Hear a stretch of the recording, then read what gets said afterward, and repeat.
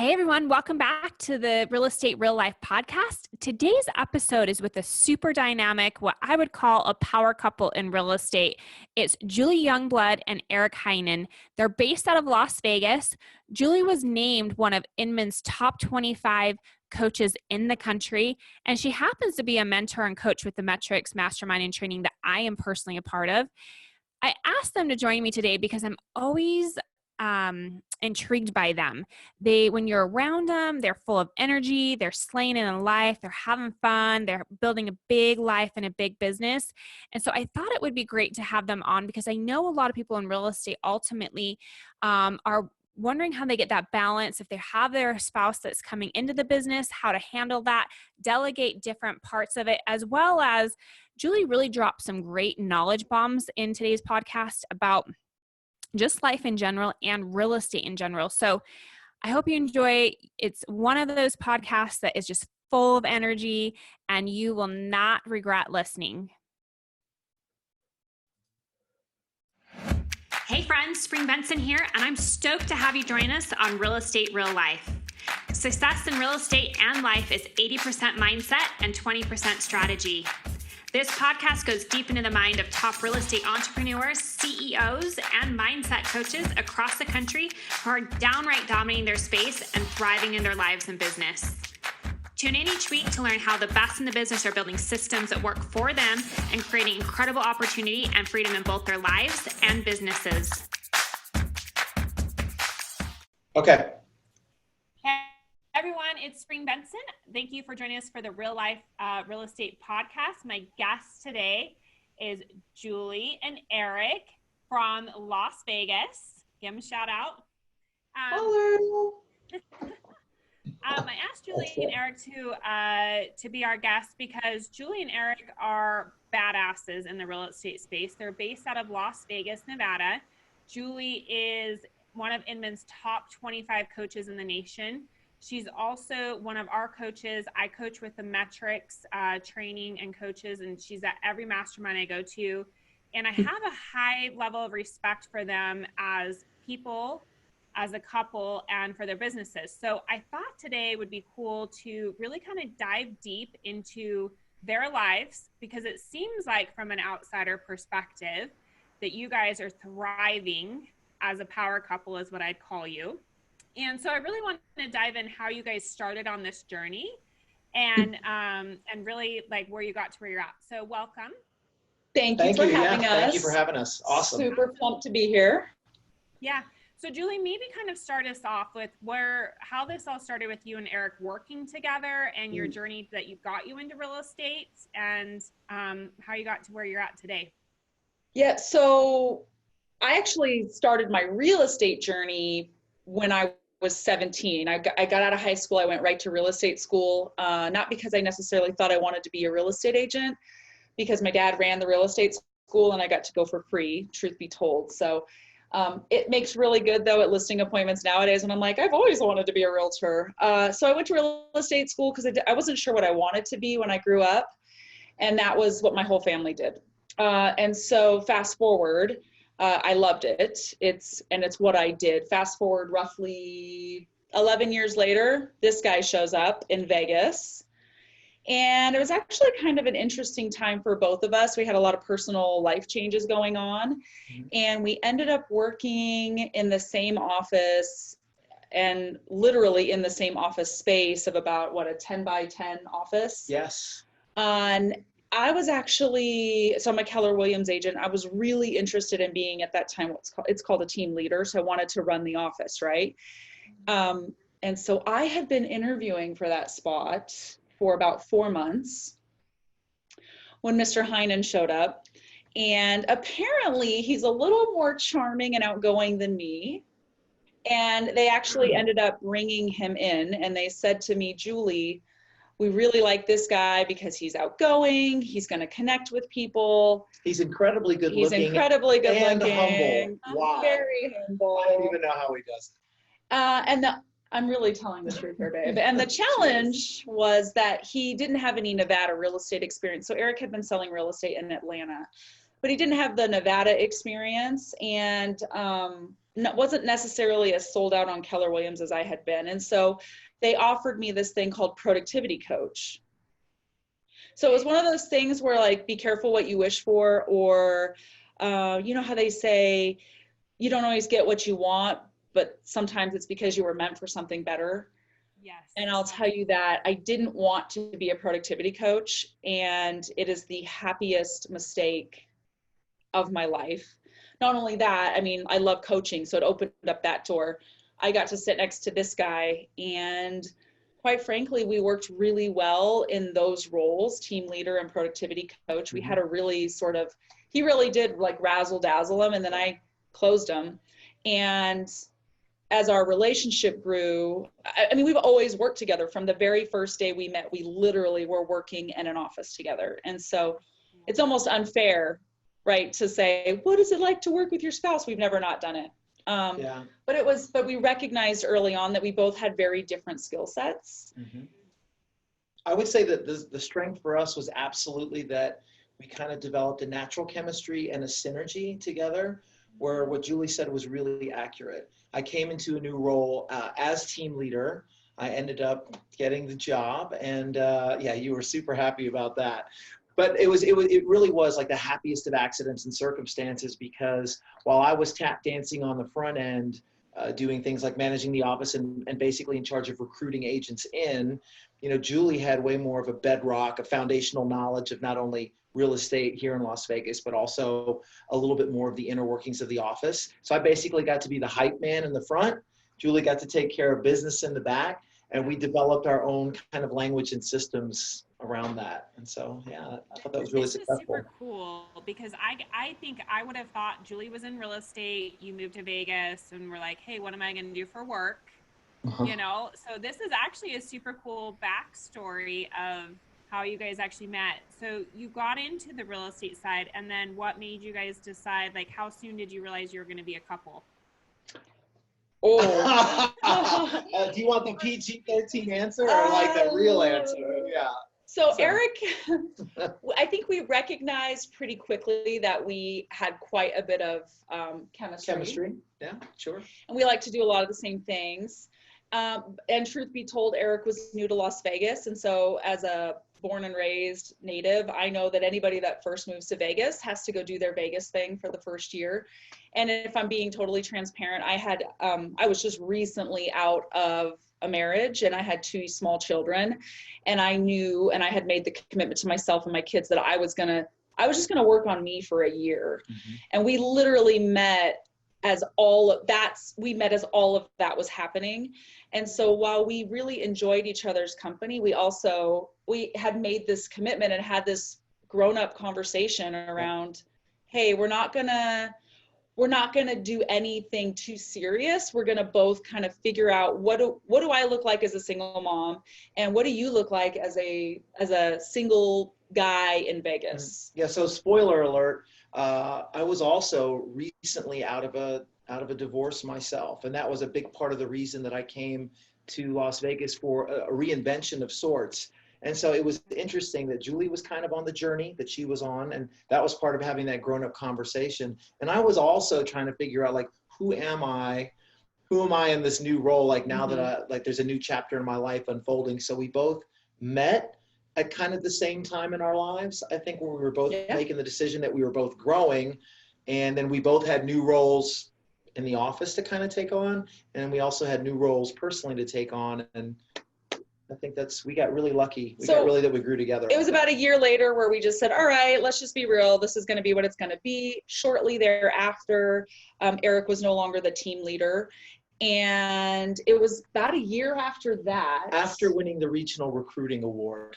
Not to brag, humble brag. But it was about a year after that Eric was running a production company and doing a lot of marketing for real estate agents. And he said, babe, and I was exclusively coaching. He said, babe, like, you teach people how to do this. You've got the knowledge. You've been doing real estate since you were 17. Let's just jump in. And I said, okay, let's do it. Yeah. So that was 5 years ago? About 5 years ago, we went back into production, and Best decision we ever made. Yeah, it really, and it's funny that, Spring, because exactly the roles that we played as team leader and productivity coach, it's exactly the same in our real estate business. The difference was when you're working, at the office level, your roles are really defined for you. So here we had to get really, really clear on who is in charge of what, and also making sure I'll run all over him, right? And he'll go do all these crazy new things and not tell me about it. He did one just the other day. Like we have a sheet that we fill out to turn in a listing that is designed so that everybody turns in listings the same, so staff can take the listing and put This sounds like a story that's going to edify me. I can't It's not. wait. The point is, Eric says in front of the whole team, man, I'm so happy. I just decided to start giving the seller this sheet to fill in. And I'm like, you did what? Super hack. Like it saves 20 minutes worth of time. It's awesome. I'm like, what are you Everybody doing? start doing that. Yeah. What are you doing? That's got private information for administrative staff. Like they shouldn't see that. So anyways, he gets to be open to those conversations. And then I also have to be willing to understand that sometimes he does come up with some pretty good hacks. And so It's about a 60-40. 60% good, 40%. Yeah. What were you thinking? Yeah. You know what's cool about this though, a lot of couples that I see work together that really work at a high level have those defined roles. I think a lot of people get into being a couple that they're going to sell real estate and there isn't that defined roles and it's a hot mess. Think about in your market how many couples you've seen attempt this. And so I think the foundation of you being like, this is my role, I'm really good at this, this is what you're really good at, let's play off of our strengths and become that power team. Because together, you guys are super dynamic. Like, I don't know anybody who would not hire you to sell their home, honestly. Oh, Like, we've met a couple. Yeah, we've met a couple. I would say, Spring, that brings up a really interesting point. I think something that's really reassuring about knowing your role, I think really as much as we're really extroverted and we have outsized personalities and people always say, wow, your energy's off the charts. How do you all maintain that? I would say that one of our secrets is that knowing your role gives you a little bit of humility as far as like I can defer to Julie as both my partner and my spouse and working together because I know that there's just a lot of things that she's really, really good at. And so we get to take ego out of the equation. And so we can have our own personalities, we can have our own strengths. But I think one of our secrets is the fact that I know to stay in my lane on some things and I'm going to let her run in her lane and others and we can win together. Like neither one of us looks for like the spotlight or the credit or any of that stuff. We're just happy because we have a commonality. Like we're running towards the same place together. So I don't know. I think that's kind of, people don't really see that on the back end. I think they only see our front end. Right. Well, and also, I mean, this is going to sound super hokey. And I coach a ton of couples, right? I get to see this all over the country, couples that work together. And typically, just like you said, Spring, it's one, the husband or the wife started, and now they're bringing the other in. And that can be a challenge if you don't honor the qualities of your spouse, the things that make them unique and special. And the whole reason you brought them into your world, into your business, wasn't so they could be the dumping ground, for dirty dishes at home and all the crap you don't want to do at work. Right. So you have to be really careful about that. And I think that when one knows more than the other, like, quite frankly, that's how a lot of it starts. It almost can be demeaning to the one who's coming into it. And so I think giving them space to learn, and like I said, just honoring and like truly loving and honoring this person that you want to be a part of your world. And then also recognize that just because you're a great couple doesn't mean you're going to work well together. Yeah. Like we'd be lying if we told you that there aren't days where we're like, I'm going to kick your ass. You know what I mean? And I hope I'm allowed to say that on your podcast. And that happens. And it's just, again, it's coming back to about once a year, I'll say to Eric, because he is really a visionary and really wants to run in a bunch of different directions. And I'd say this to his face and he knows it. And he's not the guy that finishes, right? Like he's not going to follow the details to the end or document the system so it's duplicatable. He's just going to run. That's what I need an implementer for. No, and by the way, that makes me crazy, makes me insane, and that's okay. Like we really balance each other well. About once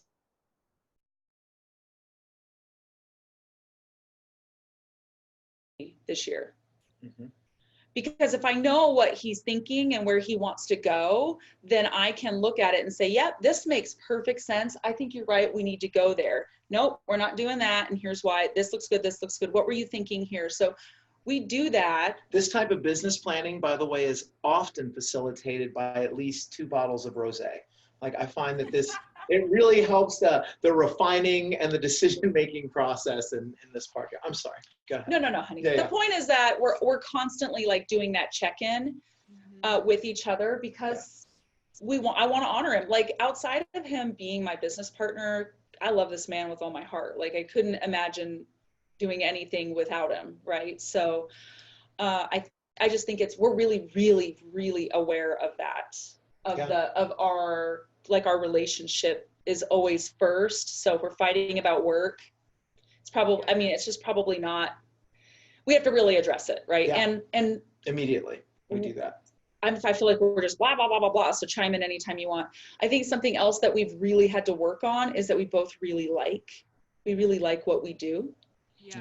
And so we can find ourselves laying in bed talking about, that request for repairs, or, hey, how did Steve do today on the phone? And oh my gosh, do you think Shannon's going to make it? Like, there never seems to be a shortage of topics. And sometimes we'll literally have this conversation where we're building another business together. We're thinking about doing something. And so we'll talk about it, then we'll stop.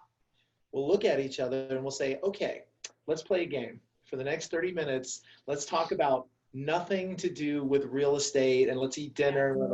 And 3 minutes later, I'll say, I'm just going to check on that addendum real quick. And it's terrible, and it's wonderful, and it's horrible, and it's magical all at once. I think that sometimes it's a blessing and a curse, but mostly it's a blessing, because you have 2 people, 2 different skill sets, 2 different really, really a lot of strengths. And then you put them together working on the same thing and in the same business. And I don't know, it's interesting.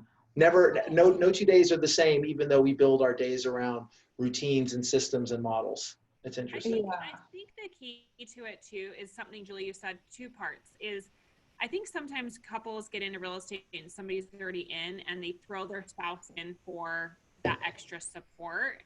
And it's not necessarily because it's what they're good at. It's like, oh, my wife needs a job, or my husband doesn't have a job. I'm going to bring him into the business. And so you guys have really played off of each other's strengths and been like, hey, no, we together can create something amazing, right? And setting those boundaries and like knowing where each one of your roles are. So I love that part. The other thing I think you hit on really well is there isn't necessarily a balance. And when I say there isn't a balance, I mean, when you love what you do, it's just part of life. Like, you don't have to go on vacation or stop talking about it. Like, real estate and you being a couple is part of your life. And so like, I'll find my husband is also in the real estate space. We find ourselves, we did the same thing. Let's not talk about real estate. And then I'm like, well, crap, like, how are we, but like, we'll go on vacation and we pull out our computers and we work, because that's part of our lives. Like, we enjoy it. Right. And so I just don't think there's anything wrong with having that balance between the two. There isn't a balance, but just having it be your life. Like, this is who you are. And that's great. Yeah. I would say that we really embrace, one of our partners, Brian Gubernick, who and, at Metrics, he's got this concept where he talks about being weird. And I think that we really kind of fall into that bucket, maybe a lot like you do as well. I mean, I find that our days are intertwined, but we're never sick of each other, because we both are staying in our lanes. But whether we meditate together or reading books together, or like you said, we both have our laptops open and we're both working on things and bouncing ideas off each other. Oh, I want to read that book and we got to do that. And, oh, I've got this appointment. And, we really sit down and we talk about these things and do things together. But it's really something special if you got a partner and you're really in total alignment, not only with your partnership, both, love and marriage, but also in the office and at work and building businesses outside of that. And so I don't know, sometimes I think we're just really, really lucky. I know. And like, we're not like everybody. And we recognize that it's like kind of hitting the lottery. But at the same time, I wouldn't also say that it's completely effortless. I would say you do have to work at it, and you do have to stay focused on what you need to do. You're lucky, but you've done the work. Yeah. That's the thing. Like you do have the foundation, but you've done the work and you continue to do the work, right? Mm-hmm. Just how she even said she honors you. I know you adore her as well. Oh, yeah. And so it works because you guys do have done the work for sure. Yeah. So number one piece of advice, somebody who's thinking about getting in business with their spouse, Julie, what would you say? First off, I would say there's a book. Of course there is. There's a book, and it's called, it's a book that really changed my life, called Rocket Fuel. And I know you've read it, Spring. And I'll tell you that it was probably like 2 years ago where I was like, I'm supposed to be the visionary. I'm supposed to be the visionary. I'm supposed to be the visionary. Like that's the buzzword, right? When you're building a business. And I would grow frustrated with conversations with Eric, who really is a visionary. Conversations like, well, we got to do this, babe, and we got to run fast, and we got to do this, and what about that, and like I want to run fast too, but I'm the one that's going to do the work, right? So because I know he's not, and that's not meant to be offensive. It's just not his gig. He's going to go pitch it, and then I'm going to make sure that it works and makes money. That's my favorite part. And so, well, that's the truth, right? I mean, that really is the truth. Like, he's going to get excited. I'm going to make sure that it makes sense and it makes money. And then he's going to go pitch it, and I'm going to test our theory on the back end. So, reading the book, it helped me not feel like I was the only one doing. And it helped me understand the value in his mind, which is he is that one. He's always looking for the next. And it's not that as an implementer or an integrator that I'm not looking for the next. I'm just not energized around 5,000 ideas. I want like the one we're going to do. Yeah. Right. And so That's I had to learn that was a really good book for me, just to honor that, to understand. I'm using the word honor a lot today. Just to understand those roles was really, really, really helpful for me. And so I would say the first thing you should do is make your list. What do you do? What do you do? And by the way, if there's crossover, like Eric knows, if he comes in here and tells our ops person to change a system, that is a no-go. And she knows that she needs to come to me, and he knows that we're going to have a conversation, and he doesn't get to get, and it's going to be lively. Wow. And no, but like the point is, like, he doesn't get to get shitty with me about breaking the systems, because that's my role, right? Like, hey, we don't have our sellers do our job. Like, we don't have the seller fill in the sheet, babe. That's what we do. Well, listen. And just like when he comes back from a mastermind event, or he's had a great conversation, and he wants to wholesale, and he wants to flip, and he wants to, right? And I'm not allowed to say, no. I'm not allowed to do that. So a list of what your roles are, and then just what happens when someone breaks the rule or interferes with a role. What does that look like, and how are you going to handle that? Because it's inevitable. It's going to happen. Yeah. So what would you say? Eric, what would you say? Yeah, I would say this really feeds well into what I think is really important, is that there's got to be a mutual respect. You have to, which sounds silly because you're in a relationship. And so, I don't really know if you talk about respect at home, but like in the office and in the structure and the hierarchy, because you transition from a personal space, which is at home, where you do all this idea and brainstorming and you have your relationship, and then you transition to a public role. And I think that you've got to have a high level of respect for your partner, both in business and personally, again, because that's going to come across like how you treat them, how you defer to them, how you edify them in public so that they can lead in their roles. Like, I think that's really important. I think Julie does a fantastic job of doing that with me. She lets me shine in a way so that I can be out front for our team, that when I come up with new ideas, that she also can support them. We may not agree on them, but never publicly will we disagree on something like that. And at the same time, my incredible respect for my wife, both in, personally, but also professionally, because she's achieved so much. It makes it really easy to throw that ball back and forth. So I think if you don't have that, then that can be really, really tricky if you're working together. And I think we have that. It's awesome. Yeah. Something you just hit on is Julie has achieved so much. So Julie, I know you have like a massive growth plan, and you've done a lot. somebody listening to this that wants to take their business to the next level, what would you tell them like the steps are, or the number one piece of advice on that? Because you started out in a market center, right? Productivity coach, all the things you've created, like to be a productivity coach and be named in Men's Top 25 is pretty amazing, right? There's a lot of freaking productivity coaches out there. Well, I So appreciate what would you say? Because there's obviously you've set yourself apart at a very high level. What would be your thing that you would tell somebody? So I think, quite frankly, a lot of it depends on where this person is in their business right now. So I've spent most of my first 10 years coaching was really with like the newer agent. So let's start there.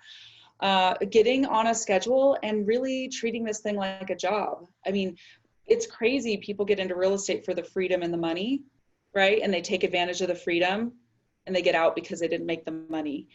And so just like when you got your first job at Denny's or Chick-fil-A, like you showed up, right? And if you were late, you were in trouble.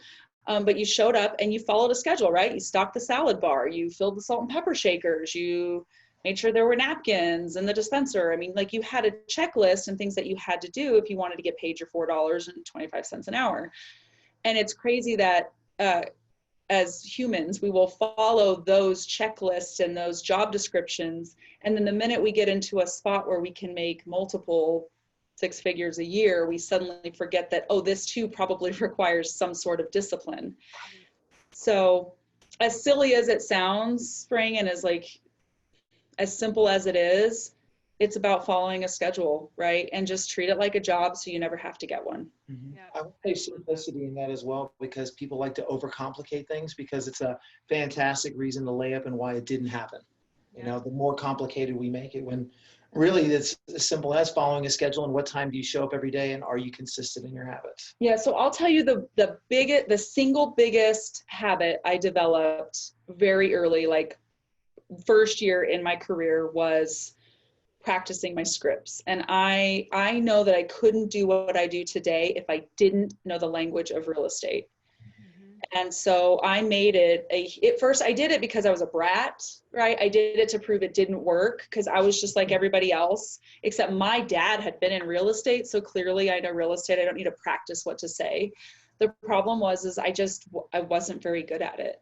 And so someone challenged me. Someone actually said, Julie, you're terrible. Like all of the clients that you do have don't like you, which is kind of a big deal. Like you want to be likable. And I said, fine, I'll practice your stupid scripts just to prove that it doesn't work. And I'll never forget the first price adjustment I got where I said something I didn't even know I knew. And I got a $25,000 price adjustment, and it got those people, it got them in a position where they got an offer the next week and they could remove that contingency so they could move forward on their new home. And it was like practicing my scripts impacted these people's life. Like they were able to get where they wanted to go. And it was then that I was like, oh, this is my mission. Every day, and I was doing about an hour a day. Every day I read my purchase agreement. We had a standard counter that we did. I read my counter and I practiced price adjustment scripts because that was the market we were in. You had to get those if you wanted to get your listing sold. And then that morphed into every day reading affirmations. And I wrote this future focus where every morning I read like 10 pages about me in the future, right? What does my coaching program look like? Who am I aligned with? Like they say that top 5 thing. I'm not kidding. When I had, there's 5 names I had on my board, my Eagles, I called them, and I'm in relationship with 3 of them now. I wrote those names on my board 3 years ago, and it was just an awareness. So anyways, following a schedule, practicing your scripts, just do your job, like figure out what your job is and then do it every day. Yep. I cannot tell you how much I love this because it's simple but not easy. I mean, if you're like, hey, you follow a schedule and learn what to say, you'll be successful. And it drives me so crazy how many agents will not do it. But the thing that you just said that I love is you said you did it and how it helped this family be able to move on to their next. And I think if you can look at it that way, it changes everything, right? Like you helped this family move on just because you knew what to say, which is super impactful. Yeah, I mean, it was a game changer for me and them. I mean, I'm telling you, that moment was the moment I knew I was going to be in real estate for the rest of my life. Like I wasn't just trying real estate. I was a student of real estate and the language, and the language is your scripts. Yeah, very cool. So give everybody your contact info if they have Las Vegas. You guys are out of Las Vegas, right? We are, and we're out of our minds. Vegas market, anywhere in that, give them your spiel of like how to contact you. I'll put your info in the podcast as well, but you guys have a Las Vegas referral. This is your team. So maybe let them know how they can reach you. Absolutely. So you can give us a buzz. Our direct line is, I'll give you my cell phone, 702-234-8181. And do you want to give them yours? Sure. 702-353-9572. And then if you want to send a referral, because we love that. Yes, we do. Julie, Julie, at NV, like Nevada, househunt.com. Awesome. And then Julie, one last question. I know you do coaching. So are you taking on coaching clients? Is it through metrics? What's your situation there? So yeah, we've got a few different programs at Metrics, and I do, because I'm partnered with Brett and Brian and Jason, I do all my coaching through there. And quite frankly, we've got several coaches and I get to help train those coaches. So yeah, I would say you could contact me and then we can have that conversation, talk about the different programs that we offer, to see which one is in alignment with where you're at in your business. And then I'd hook you up with headquarters and we'd go from there. Yeah. And just so the audience knows, I actually personally coach with Metrics. I actually had my coaching call with Brett today. Yay. And I do the mastermind. So I'd highly recommend it. If you guys are looking for that next step, and regardless where you're at in your career, they have different programs that you guys could go. In our mastermind, we have agents that are just crushing it, but I know that there is every level that you guys coach on. So check it out too. It's metricstraining.com. And Brett, Julie and Eric, I freaking love you guys. So when I thought about a couple, I was like, I got to reach out to them. So thank you so much for your time. Thank you, Spring. Absolutely, Spring. Hey, I'm looking forward to seeing you at the next mastermind, as always. For sure. Next month. Yeah, we'll see you there. All right, cool. Thank you so much. All right, bye. If you like today's podcast, go ahead and take a screenshot of the podcast, tag myself at Spring Bengtzen, hashtag the Real Estate Real Life Podcast, and let me know what you'd like to hear more of, who you'd like to have me interview, as well as you really, really liked it. Go and subscribe. It will alert you every time we have a new episode, as well as go to the iTunes stores and give us a review.